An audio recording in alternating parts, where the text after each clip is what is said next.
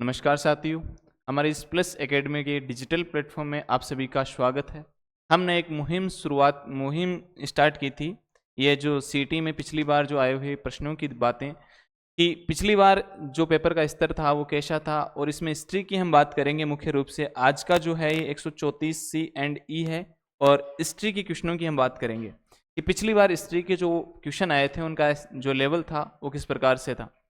तो आज हम अपनी आगे की बात स्टार्ट करते हैं कि देखिएगा क्वेश्चन, निम्नलिखित में से शेखावाटी में किस संगठन की स्थापना 1921 में असहयोग आंदोलन के प्रभाव में हुई?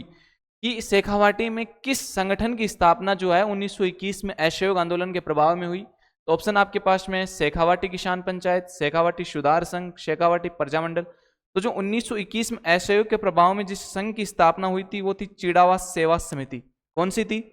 चिड़ावा सेवा समिति की स्थापना हुई थी। और इस चिड़ावा सेवा समिति की जो स्थापना हुई थी वो 1921 में हुई थी। इस स्थापना करने के पीछे इसका उद्देश्य क्या था? देखिएगा, चिड़ावा को जो गांधी कहा जाता है, मैं बात करूं चिड़ावा के गांधी, जो चिड़ावा के गांधी हैं वो कहा जाता है प्यारेलाल गुप्ता को। किसे? प्यारेलाल गुप्ता। और ये प्यारेलाल जो गुप्ता हैं ये क्या थे? गांधीवादी विचारधारा के आदमी थे और इन्होंने गांधी जी से ही प्रभावित होकर यहाँ पर एक संघ की स्थापना की, चिड़ावा सेवा समिति की। और इस समिति ने क्या किया कि गांधी असहयोग आंदोलन का सीधा सा मतलब अपने को दिखाई दे रहा है। असहयोग का मतलब सहयोग नहीं करना। तो गांधी जी ने यह कहा कि हम अंग्रेजों का क्या करेंगे? सहयोग नहीं करेंगे।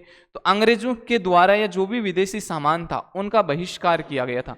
इस चिड़ावा सेवा समिति के द्वारा विदेशी कपड़ों का भी बहिष्कार किया गया था और स्वदेशी जो चीजें थी उन्हें अपनाने पर लोगों से किया गया था, आग्रह किया गया था। तो याद रखना कि 1921 में असहयोग आंदोलन के प्रभाव में किस सेवा समिति की स्थापना हुई? तो चिड़ावा सेवा समिति की स्थापना हुई थी। अजमेर के अजयराज चौहान के पिता कौन थे? किसके पिता पूछे? अजयराज चौहान के पिता।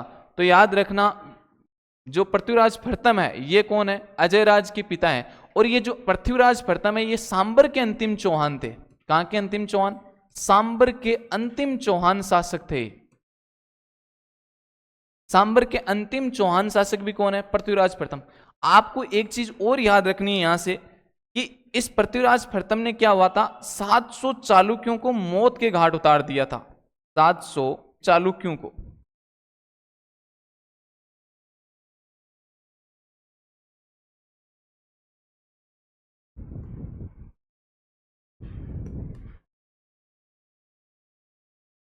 पृथ्वीराज जो प्रथम है ये क्या करते हैं कि यहाँ पर जो पुष्कर है, इस पुष्कर में ब्राह्मण रहते हैं और इन ब्राह्मणों को लूटने के लिए चालुक्य आए थे, जिनमें से 700 चालुक्यों को पृथ्वीराज प्रथम ने क्या कर दिया था?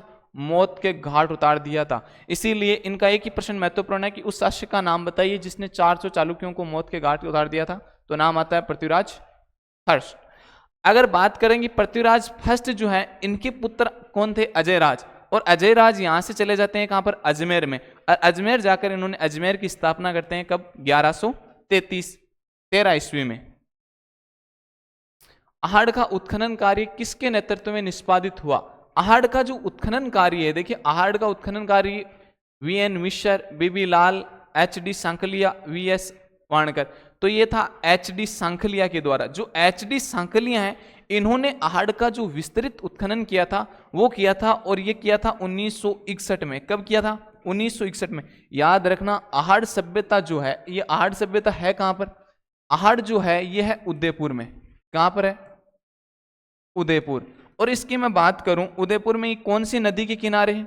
तो नदी की बात करें तो नदी आती है आपकी बेड़च, या हम बोल दें आयड़। और आयड़ ना आए तो आती है बनास, क्योंकि इसे बनास संस्कृति का स्थल भी बोला जाता है। तो ये जो नदी है कौन सी नदी के किनारे है? आहड़ सभ्यता उदयपुर में है। नदी की बात करें तो बेड़च आगा, बेड़च नहीं होगी तो आयड़ आ जाएगा, आयड़ भी ऑप्शन में नहीं है तो बनास होगा। उनमें से आपको टिक कर देना है। और इस आहड़ सभ्यता का जो उपनाम है इसे आघाटपुर भी कहा जाता है, आघाट दुर्ग के नाम से भी जाना जाता है। और यहाँ पर सबसे पहले जो उत्खनन किया गया था वो धूलकोट नामक एक टीला था, उस टीले का किया गया था। और आहड़ सभ्यता की जो इस खोज की गई थी वो खोज की गई थी 1953 में अक्षय कीर्ति व्यास के द्वारा। किसके द्वारा? अक्षय कीर्ति व्यास के द्वारा क्या की गई थी? यहाँ पर खोज की गई थी।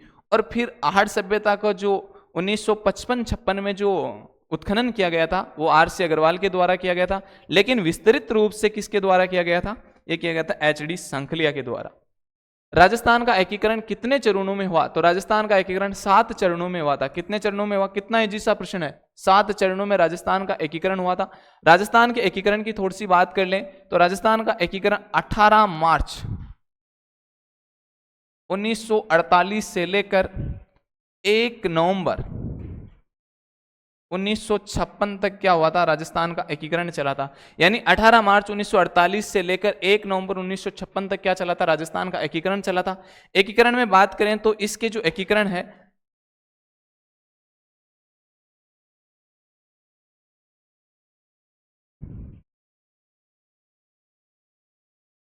इस एकीकरण के समय राजस्थान में 19 तो रियासतें थीं, 3 ठिकाने थे और एक केंद्र शासित प्रदेश था।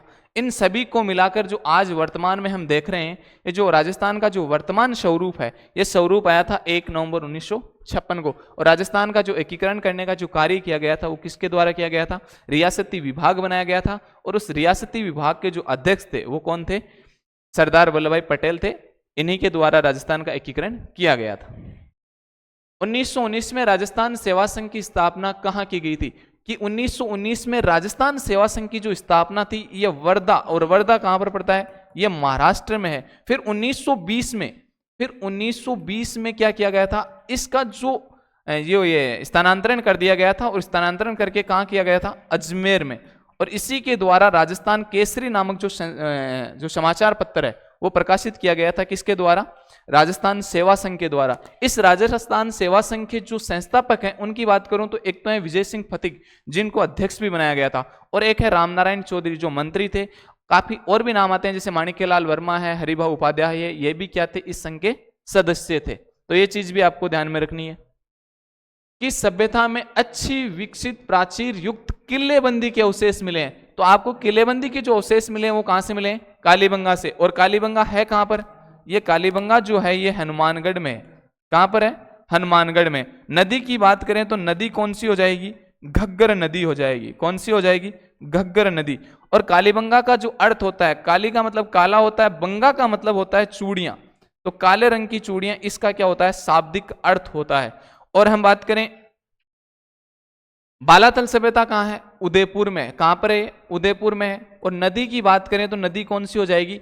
आयड़ हो जाएगी। आयड़ ऑप्शन में ना हो तो बेडच, और बेडच ऑप्शन में ना हो तो बनास हो जाएगा। और पीलीबंगा जो है ये भी कहां पर है? हनुमानगढ़ में। नदी की बात करें तो कौन सी हो जाएगी? घग्गर। गणेश्वर जो सभ्यता है ये सीकर में थी। और वर्तमान में जो नए जिलों के स्वरूप के आधार पर देखें तो ये सभ्यता कहां पर आपकी? नीम के थाना में आती है। और नीम का थाना में जिस नदी के किनारे, उस नदी का नाम है कांतली नदी। कौन सी नदी? कांतली नदी के ऊपर यह सभ्यता जो है विकसित हुई है।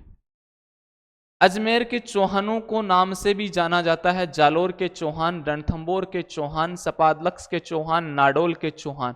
अजमेर के चौहानों को, तो अजमेर के चौहानों को जाना जाएगा यहां पर सपादलक्स। देखिएगा चौहानों की जो शाखा थी, चौहानों के जो संस्थापक थे, इन संस्थापक में हम बात करें तो सबसे पहले वासुदेव ने क्या की थी? चौहान जो वंश था, इस चौहान वंश की स्थापना की थी। और कहा ऐसा जाता है कि 551 ईस्वी के पास आसपास में इन्होंने क्या की थी? स्थापना की गई थी।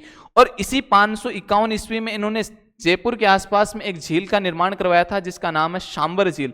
और ये जो हमारे को जानकारी मिलती है किस में मिलती है? बिजोलिया शिलालेख में भी मिलती है। उसके बाद में देखिएगा चौहान जो थे, ये चौहानों का मूल केंद्र कौन सा था? ये था सांबर। कौन सा था? सांबर। और इस सांबर को हम बोलते हैं सपादलक्स। सपादलक्स, या इसे हम कहते हैं साकंबरी। साकंबरी भी हम इसको क्या करते हैं? बोल देते हैं। और इस सांबर से फिर 2 शाखाएं फटी। शाखाओं, यहां से कितनी शाखाएं फटी? यहां से 2 शाखाएं निकली। एक शाखा जो गई थी वो गई थी नाडोल। और ये नाडोल कहां पर है? ये है पाली में। कहां पर है? पाली में। और इस नाडोल में जो चौहानों की संस्था का जो संस्थापक था वो था लक्ष्मण देव चौहान। और एक जाति है आपकी अजमेर। एक कहां से गई? अजमेर। और अजमेर में स्थापना की थी किसने? अजय राज ने। और अजय राज किसके पुत्र थे? पृथ्वीराज फर्स्ट के पुत्र थे, जो हमने बात कर ली है। तो और अजमेर से फिर एक शाखा और निकलेगी जो जाएगी रणथंभौर, और 1194 ईस्वी में वहां पर गोविंद राज के द्वारा चौहान वंश की स्थापना की जाएगी। कहां पर? रणथंभौर में। तो ये चीज अपनी चौहानों के बारे में थोड़ी सी याद रख लेनी है। राजस्थान के एकीकरण के अंतिम चरण में कौन सा क्षेत्र सम्मिलित किया गया था? अजमेर, बीकानेर, शाहपुरा, टोंक। तो कौन सा किया गया था? अजमेर मेरवाड़ा किया गया था। अजमेर मेरवाड़ा एक केंद्र शासित प्रदेश था हमारा एकीकरण के टाइम पर। 19 तो रियासतें थी, 3 ठिकाने थे और एक केंद्र शासित प्रदेश था, जिनमें से क्या नाम था? अजमेर मेरवाड़ा। और इस अजमेर मेरवाड़ा को सम्मिलित किया गया था। इसके साथ साथ में जो देलवाड़ा था, आबू देलवाड़ा, इसी को क्या किया गया था? सम्मिलित किया गया था। किस चरण में? 7वें चरण के अंदर, जो अंतिम चरण था। और ये कब का था? 1 नवंबर 1956। 1 नवंबर 1956, ठीक है ना। और इसी एक चरण 1956 में वर्तमान जो राजस्थान है, वर्तमान राजस्थान अस्तित्व में आया। वर्तमान राजस्थान क्या आया? अस्तित्व में आया, ठीक है। की अध्यक्षता में 8 से 9 मई 1938 के दौरान जयपुर राज्य प्रजामंडल का प्रथम अधिवेशन हुआ। कि किसकी अध्यक्षता में 8 से 9 मई 1938 के दौरान जयपुर राज्य का जो प्रथम अधिवेशन हुआ था वो किसके समय हुआ था? तो इसमें आ जाएगा आपका ऑप्शन जमनालाल बजाज, क्योंकि जमनालाल जो बजाज हैं ये 1938 से लेकर 1940 तक क्या करते हैं? इस जयपुर प्रजामंडल के अध्यक्ष रहते हैं। 1940 तक जयपुर प्रजामंडल के अध्यक्ष रहते हैं और 1940 के बाद में जो ये हीरालाल शास्त्री क्या करते हैं? अध्यक्ष बनते हैं। 1940 में क्या करते हैं? हीरालाल शास्त्री जो हैं वो इस जयपुर प्रजामंडल के अध्यक्ष बनते हैं। और इस जयपुर प्रजामंडल की स्थापना की बात करूं तो इसकी स्थापना जो हुई थी वो स्थापना कब हुई थी? 1921 ईस्वी में हुई थी। इस जयपुर प्रजामंडल की स्थापना 1931 में कपूर चंद पाटनी के सहयोग से,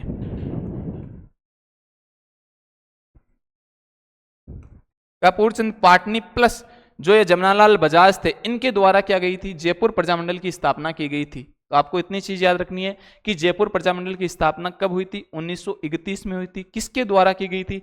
तो ये जो थे ना कपूर चंद पाटनी, इनके द्वारा की गई थी और इनका सहयोग किया था जमनालाल बजाज ने, ठीक है।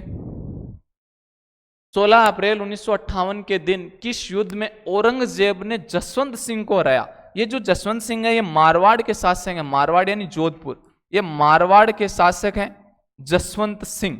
और इन्होंने जब देखिएगा, जब औरंगजेब के उत्तराधिकार जो युद्ध हुआ था, औरंगजेब के पुत्रों के बीच में जब उत्तराधिकारी युद्ध हुआ था, तो इस युद्ध में जो ये धर्मत का युद्ध है ना, धर्मत का युद्ध, इस धर्मत के युद्ध में जो हुआ यह था कि ये युद्ध हुआ था धारा प्लस वर्सेज औरंगजेब, और इस औरंगजेब के साथ में था मुराद। कौन था? मुराद। और इस धारा की जो सेना का जो नेतृत्व किया था, ये किसने किया था? जसवंत सिंह ने किया था। किसने किया था?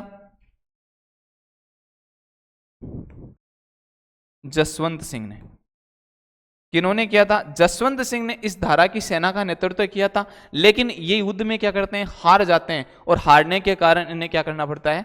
जो है वापिस ये लौट कर आते हैं। जब जोधपुर दुर्ग में जाते हैं तो ये हार जाते हैं। तो इनकी पत्नी थी जसवंत दे, उन्होंने दुर्ग के दरवाजे खोलने से मना कर दिया था। उन्होंने कहा आप मेरे पति हो ही नहीं सकते। तो इन्होंने कहा कि यार मैं ही हूं, दुर्ग के दरवाजे तो खोल। तब इस जसवंत दे ने कहा था कि राजपूत वीर या तो युद्ध में जीत कर आते हैं या मृत्यु से यहाँ पर लौट कर आते हैं। तो ये चीज भी आपको ध्यान में रखना जसवंत सिंह के बारे में, है ना। निम्नलिखित में से कौन सा स्थान आहड़ सभ्यता से संबंधित नहीं है? किससे नहीं है? नहीं है पूछा है अपने को। आहड़ सभ्यता, और आहड़ सभ्यता उदयपुर में है, गिलूंड है, भगवानपुरा है, आबानेरी है, रोजड़ी है। तो ये आभानेरी, देखो नाम देखो कितना जोर का है, रोजड़ी। तो यहाँ पर राइट आंसर क्या हो जाएगा? आभानेरी। आभानेरी जो है वो दौसा में है। कहां पर है? दौसा में। और यहाँ पर एक प्रसिद्ध प्रश्न पूछा जाता है कि रानी जी की बावड़ी कहां पर है? तो आभानेरी दौसा में बनी हुई है रानी जी की बावड़ी, ठीक है ना। धूलकोट क्या है? देखो धूल का मतलब होता है माटी, कोट का मतलब होता है टीला। क्या मतलब होता है? टीला। और धूलकोट जो है वो कालीबंगा में है, बालाथल में है, बेराट में है, आहड़ में। तो अभी हमने बात की थी कि धूलकोट कहां पर है? आहड़ में है, क्योंकि सबसे पहले आहड़ सभ्यता में जिस स्थल का उत्खनन किया गया था, जहां से शुरुआत की गई थी, खुदाई की गई थी, वो स्थान ही कौन सा है? धूलकोट। तो आहड़ सभ्यता को धूलकोट के नाम से भी जाना जाता है। और आहड़ सभ्यता की जो खोज की थी वो अक्षय कीर्ति व्यास ने की थी। कब की थी? 1953 में की थी। ठीक है। स्वतंत्रता प्राप्ति के समय राजस्थान कितनी देशी रियासतों में विभक्त था? तो ये भाई कितनी बार क्वेश्चन आ गया है कि 19 रियासतों में विभक्त था, 3 ठिकाने थे और एक क्या था? केंद्र शासित प्रदेश था जिसका नाम था अजमेर मेरवाड़ा। तो चलो आज के लिए इतना ही है, बाकी आगे की चीजें चर्चाएं हम करेंगे कल। तब के लिए धन्यवाद। अपनी तैयारी को एक नई उड़ान दीजिए और नई उड़ान के लिए आप जुड़िए प्लस एकेडमी के साथ में। आपकी तैयारी को नई दिशा देने के लिए प्लस एकेडमी रोज नए नए कार्य कर रही है, जिनमें आप सभी के लिए हित ही देखा जाएगा। इसी के लिए धन्यवाद। अपनी तैयारी करते रहिए, मस्त रहिए। जय